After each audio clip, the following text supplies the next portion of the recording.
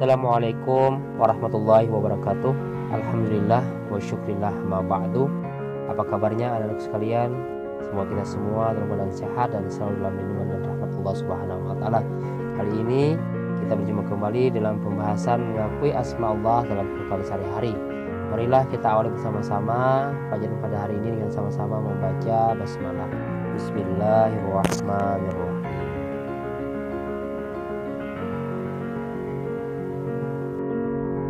Kita sudah belajar bahwa Allah Subhanahu wa taala itu memiliki nama-nama yang indah.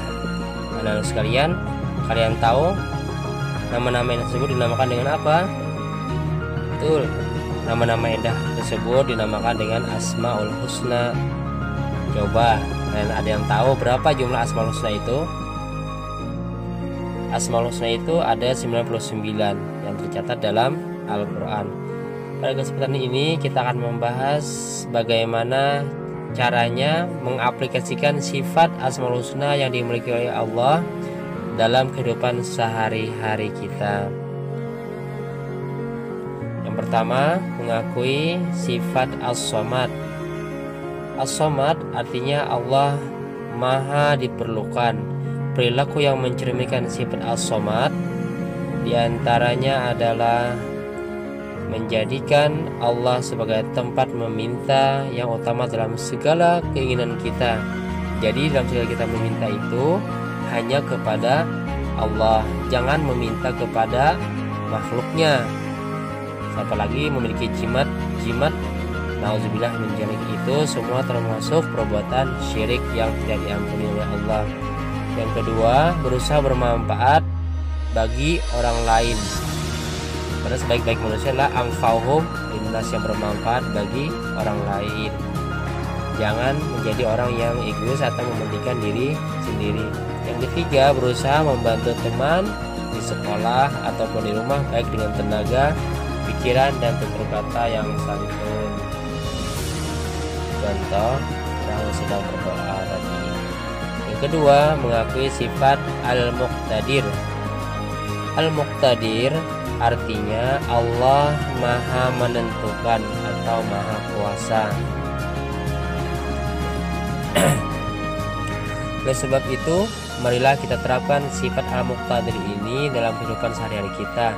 Yang pertama, menjadikan Allah Subhanahu wa taala tempat berlindung satu-satunya dalam kehidupan kita sehari-hari. Baik dalam keadaan susah atau senang, hanya berlindung kepada Allah. Yang kedua, berlomba-lomba untuk berbuat kebaikan, karena tidak tahu kapan nyawa kita, ajal kita akan dijemput atau bencana akan menimpa kita.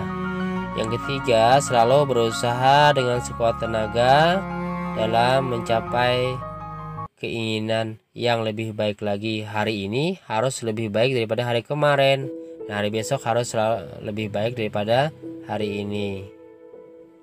Yang ketiga, mengakui sifat Allah Al-Muqaddim. Makna Al-Muqaddim yaitu Allah Maha mendahului.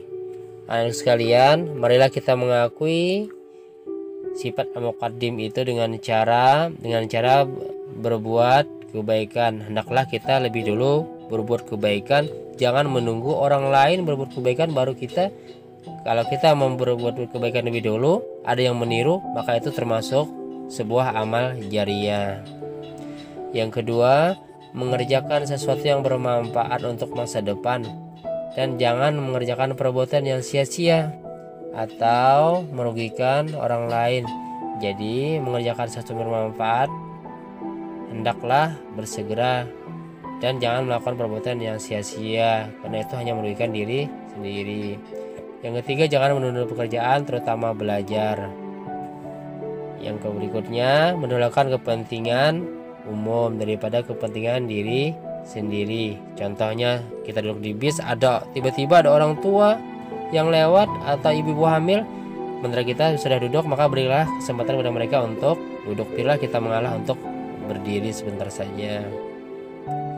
Contohnya, gambar berikut seperti mengerjakan tugas kelompok. Dalam mengerjakan tugas kelompok, janganlah kita hanya memikirkan diri sendiri, tapi saling membantu agar kita termasuk orang-orang yang bermanfaat bagi orang lain dan saling menghargai kemampuan orang lain. Yang keempat, mengakui sifat al-baqi. Al-baqi itu artinya Allah Maha Kekal. Setiap ciptaan Allah itu pasti akan hancur, yang disebut dengan ketidakabadian. Hanya Allah Subhanahu wa Ta'ala saja yang bersifat kekal abadi.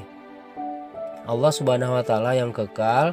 Karena itu kita hanya beribadah kepada Allah yang Maha Kekal dan selalu mempersiapkan kehidupan nanti yang kekal abadi, yaitu mengharapkan keridhaan Allah Subhanahu wa Ta'ala dan mempersiapkan diri untuk menghadapi kehidupan akhirat nanti. Karena kehidupan akhirat nanti yang seutuhnya hanyalah ketika sudah berada di dalam surga Allah Subhanahu wa Ta'ala. Itu mulai kita kemar beribadah. Alhamdulillah, kembali kita hari ini sudah selesai. Mudah-mudahan kajian ini bermanfaat. Jangan lupa untuk melihat kajian kita ini ya, dan selalu mengamalkan dalam kehidupan sehari-hari. Amin.